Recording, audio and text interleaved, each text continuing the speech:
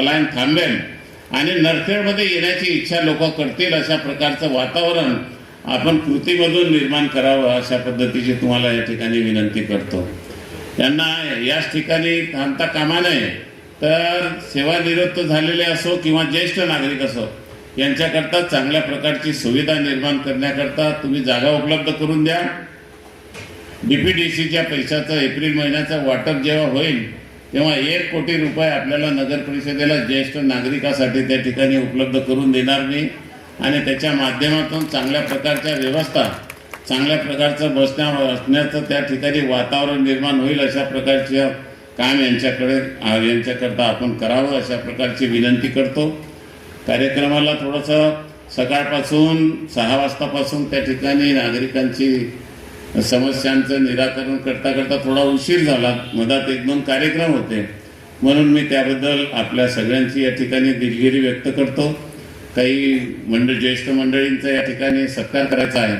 म्हणून जास्तीचं या ठिकाणी काही उहापोह न करता आपल्या समस्येचं निराकरण करणं आमच्यासारख्या प्रतिनिधींचं काम त्या ठिकाणी आहे।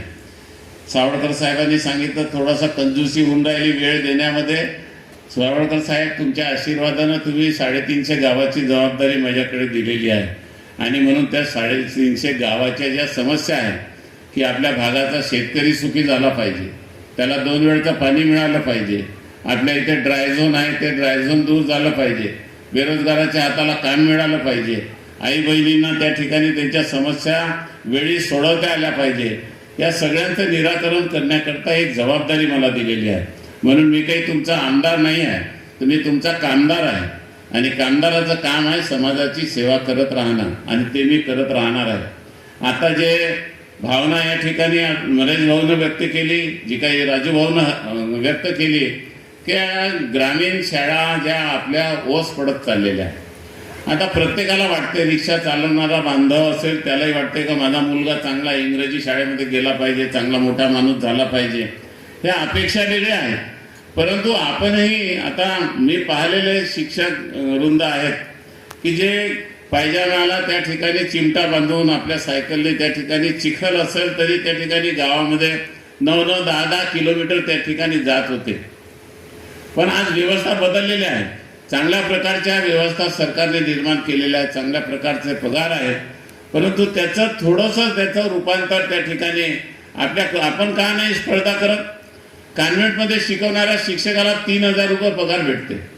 आणि तो मस्त 8-9 तास चांगल्या पद्धतीने शिकवते, आपल्याला तर त्या ठिकाणी त्याच्यापेक्षा कितीतरी पटीनं त्या ठिकाणी पगार जास्त भेटते। म्हणून याचाही नवीन पिढीनं त्या ठिकाणी विचार करण्याची गरज आहे की आपले सेवानिवृत्त शिक्षक ज्या पद्धतीनं समाजाला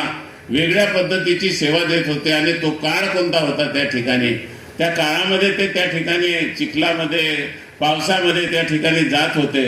आणि आपलं जे काही शिक्षणाचं ध्येय आहे ते पूर्ण करण्याचा प्रयत्न करत होते, तर त्याचंही अवलोकन नवीन पिढीच्या शिक्षकांनी केलं पाहिजे अशा प्रकारची आजच्या प्रसंगी या ठिकाणी मी विनंती करीत आहे। आणि म्हणून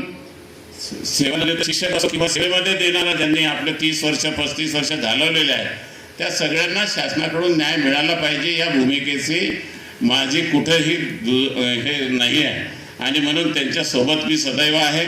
आपल्या भागाचं वातावरण चांगलं झालं पाहिजे, शेतकरी सुखी झाला पाहिजे आणि चांगल्या प्रकारचं वातावरण गावागावामध्ये त्या ठिकाणी निर्माण झालं पाहिजे अशा प्रकारची भूमिका घेऊन